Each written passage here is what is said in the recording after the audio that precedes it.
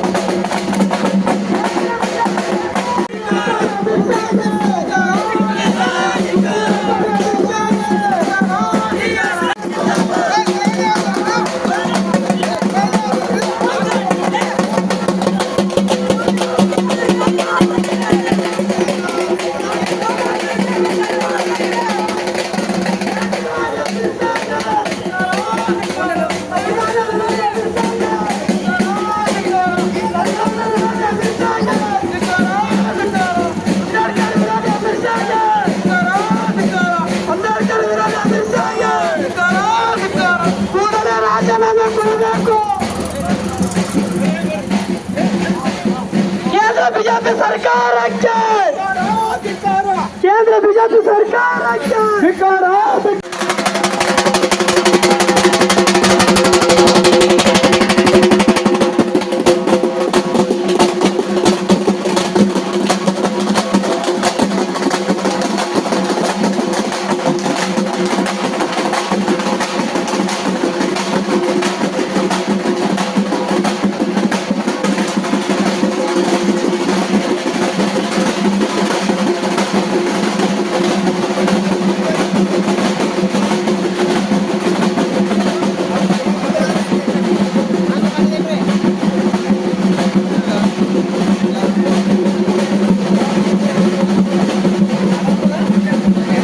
ಮಾಡಿದರೆ ಸ್ವರ್ಗದಲ್ಲಿ ಸ್ಥಾನ ಸಿಗುತ್ತಿತ್ತು ಎನ್ನುವುದು ಮೂರ್ಖತನದ ಮತ್ತು ದೇಶದ್ರೋಹದ ಹೇಳಿಕೆಯಾಗಿದ್ದು, ರಾಷ್ಟ್ರಪತಿಗಳು ಯಾವುದೇ ಮುಲಾಜಿಗೆ ಒಳಗಾಗದೆ ಅವರ ಮೇಲೆ ಕಠಿಣ ಕಾನೂನು ಕ್ರಮ ಜರುಗಿಸಬೇಕು ಮತ್ತು ಅವರನ್ನು ತಕ್ಷಣ ಸಚಿವ ಸ್ಥಾನದಿಂದ ವಜಾ ಮಾಡಬೇಕು. ಅಂಬೇಡ್ಕರ್ ಅವರನ್ನು ಅವಮಾನಿಸಿದರೆ ದೇಶದ ಸಂವಿಧಾನಕ್ಕೆ ಅವಮಾನಿಸಿದಂತೆ. ಅದಕ್ಕಾಗಿ ಕೇಂದ್ರ ಗೃಹ ಮಂತ್ರಿ ತಕ್ಷಣವೇ ತಮ್ಮ ಸ್ಥಾನಕ್ಕೆ ರಾಜೀನಾಮೆ ನೀಡಬೇಕೆಂದು ಈ ದೇಶದ ಜನಕ್ಕೆ ಅಮಿತ್ ಶಾ ಕ್ಷಮೆಯನ್ನು ಯಾಚಿಸಬೇಕಂತೇಳಿ ಈ ಮೂಲಕ ತಮ್ಮಲ್ಲಿ ಮನವಿ ಮಾಡಿಕೊಟ್ಟಿದ್ದೇವೆ. ಬೇಡಿಕೆಗಳು: ದೇಶದ ಜನಕ್ಕೆ ಕೂಡಲೇ ಕ್ಷಮೆ ಯಾಚಿಸಬೇಕು, ಸಚಿವ ಸ್ಥಾನಕ್ಕೆ ರಾಜೀನಾಮೆ ತೆಗೆದುಕೊಳ್ಳಬೇಕು, ಅವರ ಮೇಲೆ ದೇಶದ್ರೋಹ ಕೇಸು ದಾಖಲೆ ಮಾಡಬೇಕೆಂದು ಮಾನ್ಯ ಜಿಲ್ಲಾಧಿಕಾರಿ ಮುಖಾಂತರ ಮಾನ್ಯ ರಾಷ್ಟ್ರಪತಿಗಳಿಗೆ ದಲಿತ ಸಂಘರ್ಷ ಸಮಿತಿಯ ರಾಜ್ಯ ಸಂಘಟನಾ ಸಂಚಾಲಕರಾದ ರಮೇಶ್ ಹಾಸಂಗಿ ಅವರು ಈ ಮೂಲಕ. ಎಲ್ಲರಿಗೂ ನಮಸ್ಕಾರ.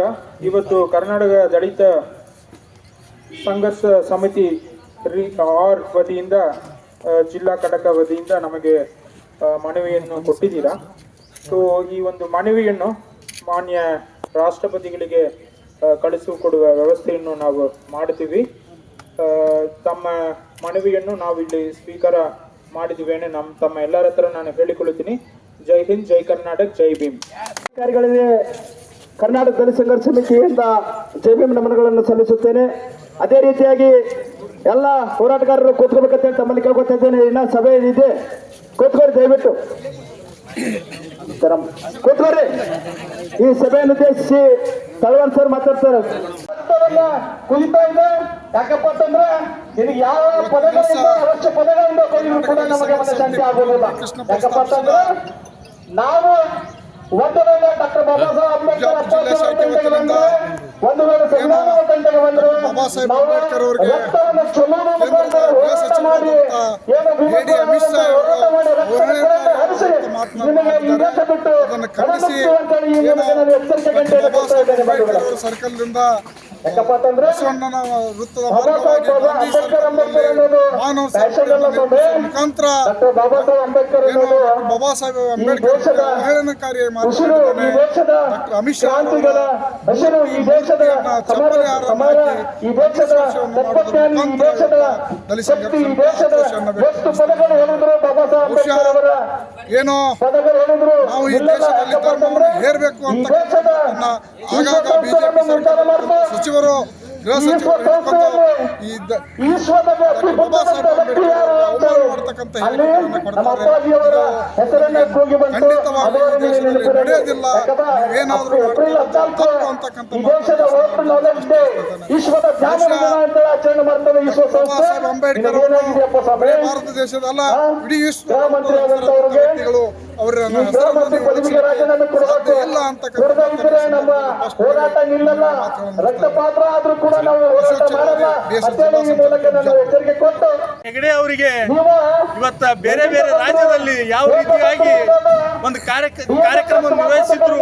ಯಾಕಂದ್ರೆ ಬಂಧುಗಳೇ, ಅವ್ರು ಬಂದಾಗ ಚಪ್ಪಲ ಎಸೆಯುವ ಮುಖಾಂತರ ಒಂದು ಕಾರ್ಯಕ್ರಮ ಕೂಡ ಹಾಕೊಂಡಿದ್ರು.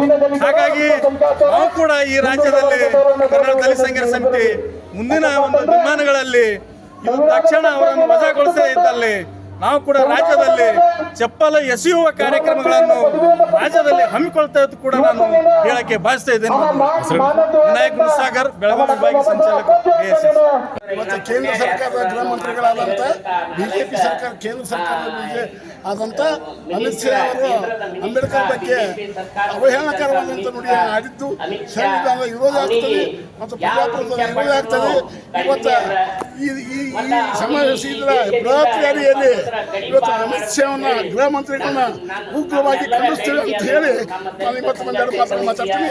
ಒಂದು ವೇಳೆ ಇವತ್ತು ಏನಾದರೂ ದಲಿತ ಸಂಘರ್ಷ ಸಮಿತಿ ಇವತ್ತು ಕೆಲವೊಂದು ದಲಿತರನ್ನು ಸುಟ್ಟ ಬೆಂಕಿ ದೇಶವನ್ನು ಸುಟ್ಟಿತ್ತು ಅನ್ನುವಂಥ ಮಾತನ್ನು ಒಕ್ಕೂರಿನಿಂದ ಹೇಳ್ತೇನೆ. ರಾಜ್ಯ ದಲಿತ ಸಂಘರ್ಷ ಸಮಿತಿ ಸಂಚಾಲಕ. ಕರ್ನಾಟಕ ದಲಿತ ಸಂಘರ್ಷ ಸಮಿತಿಯ ಬಿಜಾಪುರ ಜಿಲ್ಲೆಯ ಶಾಖೆ ವತಿಯಿಂದ ಇವತ್ತು ಕೇಂದ್ರ ಸರ್ಕಾರದ ಶತಮಾನಗಳ ಕಾಲ ತುಳಿತಕ್ಕೊಳಗಾಗಿ ಅಮಾಯಿ ಬದುಕನ್ನು ಸಾಗಿಸಿರುವಂತಹ ಹಗುರವಾಗಿ ಕೋಟಿ ಜನಗಳಿಗೆ ಸ್ವಾಭಿಮಾನ ಹಕ್ಕನ್ನು ತಂದುಕೊಟ್ಟಂತ ಪರಮ ಪೂಜ್ಯ ಬೋಧಿಸತ್ವ ಹಾಗಾಗಿ ಇವತ್ತು ಈ ನಮ್ಮ ನಿಮ್ಮೆಲ್ಲರ ಜಿಲ್ಲೆಯಲ್ಲಿ ಶಿಕ್ಷಕರ ತಂದೆ ಇವತ್ತು ಡಾಕ್ಟರ್ ಬಾಬಾ ಸಾಹೇಬ್ ಅಂಬೇಡ್ಕರ್ ಅವರನ್ನ ಸ್ಮರಿಸುತ್ತಾ ಈ ಇವತ್ತು ಮೆರವಣಿಗೆ ಮುಖಾಂತರ ನಾವು ಹೋರಾಟ ಮಾನ್ಯ ಮಾಡ್ತಾ ಇದ್ದೀವಿ. ಜಿಲ್ಲಾಧಿಕಾರಿಗಳ ಯಾಕಂತಂದ್ರೆ ಮುಖಾಂತರ ಇವತ್ತು ರಾಷ್ಟ್ರಪತಿಗೆ ಮನವಿ ಕೂಡ ಗೃಹ ಕೊಡಲಾಗಿದೆ. ಸಚಿವ ಡಾಕ್ಟರ್ ಬಾಬಾ ಸಾಹೇಬ್ ಅಂಬೇಡ್ಕರ್ ಅವರು ಅಂಬೇಡ್ಕರ್ ದೇಶಕ್ಕೆ ಫ್ಯಾಷನ್ ಆಗಿದೆ ಸಂವಿಧಾನ ಕೊಟ್ಟು ಅಂತೇಳಿ ಒಂದು ಇವತ್ತು ಹೇಳಿಕೆಯನ್ನು ಸಂವಿಧಾನವನ್ನು ಕೊಟ್ಟಿದ್ದಾನೆ. ಆ ಈ ಹೇಳಿಕೆಯನ್ನು ದೇಶದ ನಾವು ತೀವ್ರವಾಗಿ 140 ಕೋಟಿ ಜನರು ಯಾಕಪ್ಪ ಅಂತಂದ್ರೆ ಅದನ್ನು ಇವತ್ತು ಒಪ್ಪಿಕೊಂಡಿದ್ದಾರೆ. ಬಾಬಾ ಸಾಹೇಬ್ ಹಾಗಾಗಿ ಅಪ್ಪಾಜಿಯವರು ಅಂತ ಒಂದು ಸಂವಿಧಾನ ಸಂವಿಧಾನವನ್ನ ಬರೆದು ಮೇಲೆ ಹೋಗಿದ್ರೆ ಇನ್ನು ಗೃಹ ಮಂತ್ರಿ ಆಗ್ತಾ ಇರ್ಲಿಲ್ಲ. ಅದು ಮೊದಲು ಹಿಂದಿನ ತಿಳ್ಕೊಳ್ಬೇಕು. ಕೇಂದ್ರದ ಯಾಕಪ್ಪ ಗೃಹ ಅಂತಂದ್ರೆ ಸಚಿವರಾದಂತ ಇವತ್ತು ಈ ಹಿಂದೆ ಬಾಬಾ ಸಾಹೇಬ್ ಅಂಬೇಡ್ಕರ್ ಅವರು ಗುಜರಾತಿನಲ್ಲಿ ಸಂವಿಧಾನ ಬರೆದೇ ಹೋಗಿದ್ದಾರೆ. ನೀನು ಚಾ ಮಾಡುವಂತ ಗೋಮುಗಲಭೆ ಸೃಷ್ಟಿ ಮಾಡಿ ಪ್ರಧಾನಮಂತ್ರಿ ಆಗ್ತಾ ಇದ್ದಾರೆ, ನೀನು ಚಾ ಮಾಡ್ಕೊಳ್ತಾ ದಲಿತ ಮತ್ತು ಹಿಂದುಳಿದ ವರ್ಗ ಅಲ್ಪಸಂಖ್ಯಾತರ ಜನರಿಗೆ ಯಾಕಪ್ಪ ಅಂತಂದ್ರೆ ರೈಲ್ವೆದಲ್ಲಿ ಸೂರ್ಯಚಂದ್ರ ಎಷ್ಟು ಎಲ್ಲಿವರೆಗೂ ಬೆಂಕಿ ಹಚ್ಚಿ ಅಲ್ಲಿ ಅಂತ ಈ ಒಂದು ಶೋಷಿತರ ಮನೆಯಲ್ಲಿ ಹಾಗೂ ವ್ಯಕ್ತಿಯನ್ನು ದೀನದಲಿತರ ಮನೆಯಲ್ಲಿ ಅಲ್ಪಸಂಖ್ಯಾತರ ದೇಶದ ಮನೆಯಲ್ಲಿ ಗೃಹ ಸಚಿವ ಮಾಡಿ ಡಾಕ್ಟರ್ ಬಾಬಾ ಸಾಹೇಬ್ ಅಂಬೇಡ್ಕರ್ ಕೇಂದ್ರ ಸರ್ಕಾರ ಮಾಡಿದೆ.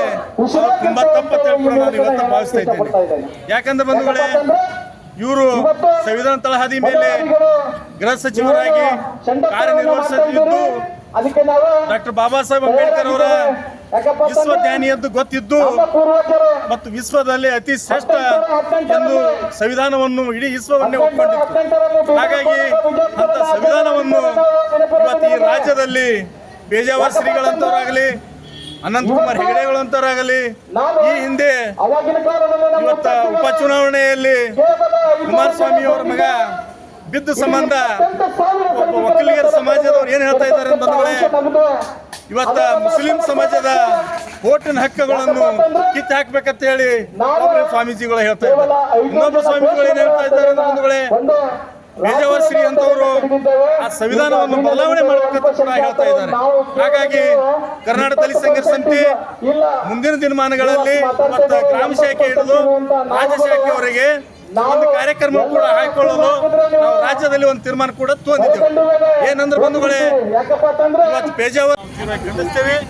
ಈ ಅಮಿತ್ ಶಾ ವಜಾ ಮಾಡಬೇಕು, ಸಂಪುಟದಿಂದ ನಮ್ಮ ದೇಶದ ಸಂವಿಧಾನ ಮತ್ತು ರಕ್ಷಣೆ ಮಾಡಬೇಕು, ಬಾಬಾ ಅಂಬೇಡ್ಕರ್ ಅವರ ಘನತೆಯನ್ನು ಕಾಯಬೇಕು ಅಂತ ಈ ಸಂದರ್ಭದಲ್ಲಿ ನಾನು ಆಗ್ರಹ ಮಾಡ್ತಾ ಇದ್ದೇನೆ. ನಾನು ಅಣ್ಣಾರ ಏಳಿಗೆ ಕರ್ನಾಟಕ ಪ್ರಾಂತ ಸಂಘ ಜಿಲ್ಲಾಧ್ಯಕ್ಷ. ಬಿಜಾಪುರ ಜಿಲ್ಲೆಯಿಂದ ದಲಿತ ಹಕ್ಕುಗಳ ಸಮಿತಿ ಹಾಗೂ ಕರ್ನಾಟಕ ಪ್ರಾಂತ ರೈತ ಸಂಘ ಎಲ್ಲ ಮಹಿಳಾ ಸಂಘಟನೆಗಳು ಕೂಡಿಕೊಂಡು ಇಡೀ ದೇಶದಲ್ಲಿ ಸಂಚಲನವನ್ನು ಸೃಷ್ಟಿ ಮಾಡಿದಂಥ ಅಮಿತ್ ಶಾ ಅವರಿಗೆ ಇವತ್ತು ದೇಶದಲ್ಲಿ ಸಂವಿಧಾನಬದ್ಧವಾಗಿರ್ತಕ್ಕಂಥ ದೇಶಕ್ಕೆ ಬೇಕಾಗಿರ್ತಕ್ಕಂಥ ನಡೆಯಲು ಮತ್ತು ನುಡಿಯಲು ಮತ್ತು ಎಲ್ಲ ಕಾನೂನುಗಳ ವ್ಯವಸ್ಥೆಯಲ್ಲಿ ಸಂವಿಧಾನ ಬರೆದಿರತಕ್ಕಂಥ ನಮ್ಮ ಡಾಕ್ಟರ್ ಬಾಬಾ ಸಾಹೇಬ್ ಅಂಬೇಡ್ಕರ್ ಅವರ ಹೆಸರನ್ನು ಎತ್ತಲಿಕ್ಕೆ ಅವರಿಗೆ ಮುಜುಗರ ಆಗಿದೆ. ಆದರೂ ಕೂಡ ಅದನ್ನು ಅವಹೇಳನಕಾರಿಯಾಗಿ ಮಾತನಾಡಿದ್ದಾರೆ. ಅಂಥ ಒಬ್ಬ ಗೃಹ ಸಚಿವರು ತಕ್ಷಣವೇ ತಮ್ಮ ಹುದ್ದೆಯನ್ನು ರಾಜೀನಾಮೆ ಕೊಡಬೇಕು. ಇಲ್ಲದೇ ಇದ್ದರೆ ದೇಶಾದ್ಯಂತ ಬೃಹತ್ ಪ್ರಮಾಣದಲ್ಲಿ ಉಗ್ರವಾದಂಥ ಹೋರಾಟವನ್ನು ತಾಳಬೇಕಾಗ್ತದೆ. ಇವರಿಗೆ ಅಮಿತ್ ಶಾ ಅವರಿಗೆ ದಲಿತರು ಅಂದರೆ ಅವರಿಗೆ ಬೇಡ ಅಂತಕ್ಕಂಥ ಮಾತನ್ನು ಮಾತಾಡ್ತಾ ಇದ್ದಾರೆ. ಅವರು ಅಮಿತ್ ಶಾ ಅಂತ ಹೇಳಲಿಕ್ಕೆ ನಾಚಿಕೆ ಪಡ್ತಾ ಇದ್ದಾರೆ. ಅವರು ಅಮಿತ್ ಶಾ ಅವರು ಅಂಬೇಡ್ಕರ್ ಅವ್ರ ಹೆಸರನ್ನು ಮಾತಾಡಲಿಕ್ಕೆ ನಾಚಿಕೆ ಪಡ್ತಾ ಇದ್ದಾರೆ.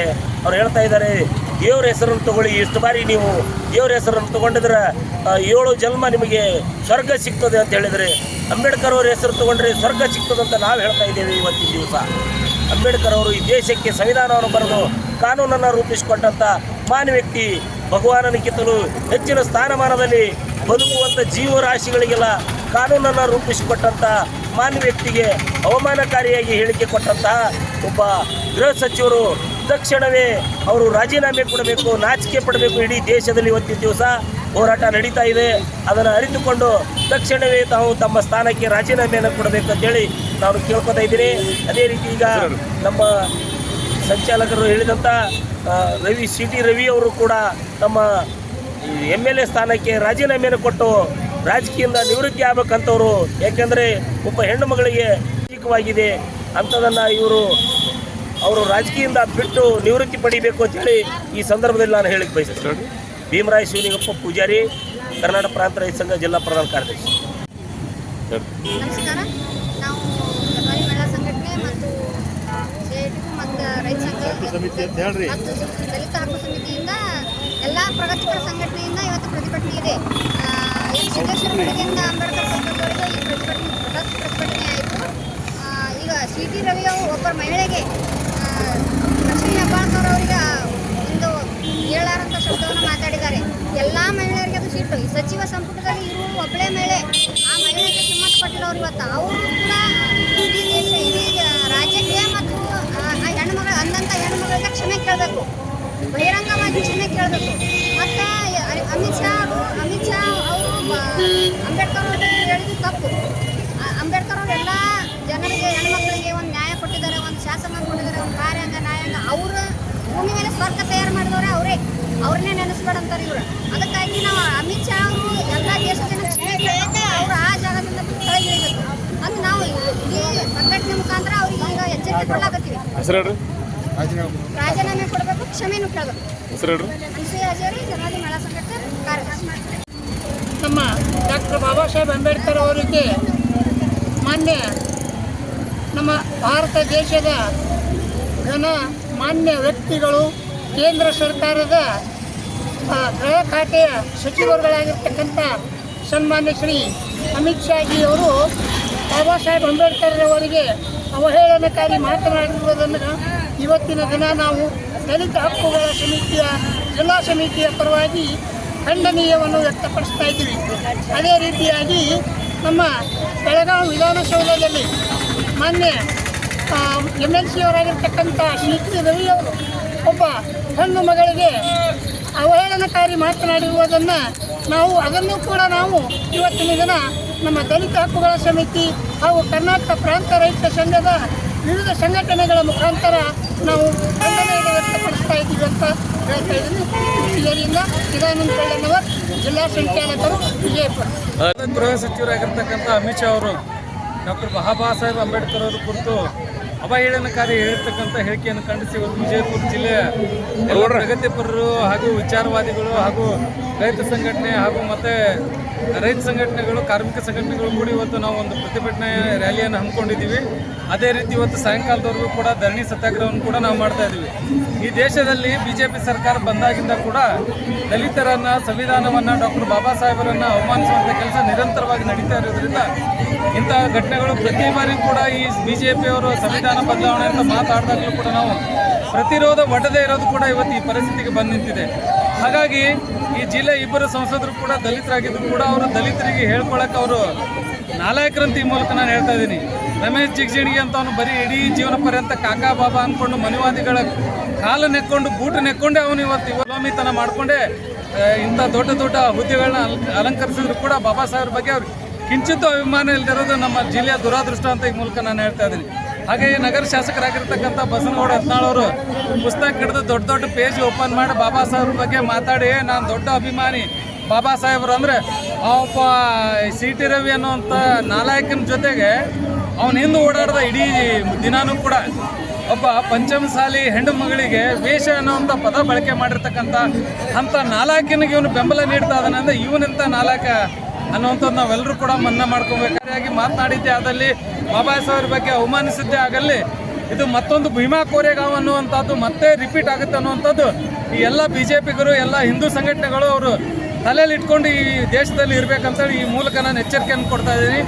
ಈ ಚನ್ನು ಕಟ್ಟಿಮನಿ ದಲಿತ ಸಂಘರ್ಷ ಸಮಿತಿ ವಿಜಯಪುರ. ಕೇಂದ್ರ ಗೃಹ ಸಚಿವರಾದಂಥ ಅಮಿತ್ ಶಾ ಬಾಬಾ ಸಾಹೇಬರನ್ನು ಜಪಿಸುವ ಬದಲು ದೇವರ ನಾಮಸ್ಮರಣೆ ಮಾಡಿದರೆ ನಿಮಗೆ ಸ್ವರ್ಗ ಸಿಗುತ್ತದೆ ಎನ್ನುವ ಮಾತನ್ನು ಹೇಳಿ ಜಗತ್ತಿನ ನಾಲೆಜ್ ಅಂತ ಸಿಂಬಲ್ ಪಡೆದಂಥ ವಿಶ್ವರತ್ನ ಬಾಬಾ ಸಾಹೇಬ್ ಅಂಬೇಡ್ಕರ್ ಅವರಿಗೆ ಮಾಡಿದ ಘೋರ ಅಪಮಾನ.